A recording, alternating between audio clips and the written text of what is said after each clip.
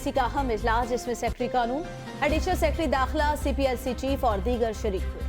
इजलास में सूबाई वजीर को CPLC को दरपेश मसाइल पर ब्रीफिंग दी गई। जी, इस इजलास के बाद जो है खत भी लिख दिया गया है निगरान वजीर कानून की तरफ से वजीर आला सिंध को, और CPLC चीफ की तरफ से जो इस इजलास में मुतालबा किया गया था, उनका मुतालबा ये था कि CPLC को भी सिंध सेफ सिटी बोर्ड में शामिल किया जाए, क्योंकि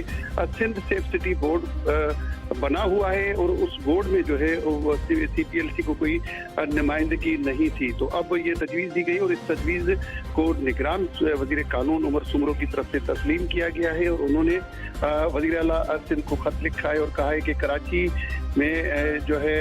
ये अब ज़रूरी है, CPLC एक अहम इदारा है और CPLC के नुमाइंदों को Sindh safe city project board में शामिल किया जाए, क्योंकि CPLC जराइम का सुराग लगाने में अच्छा काम कर रहा है। और तजवीज़ दी गई है कि CPLC के चीफ को सिंध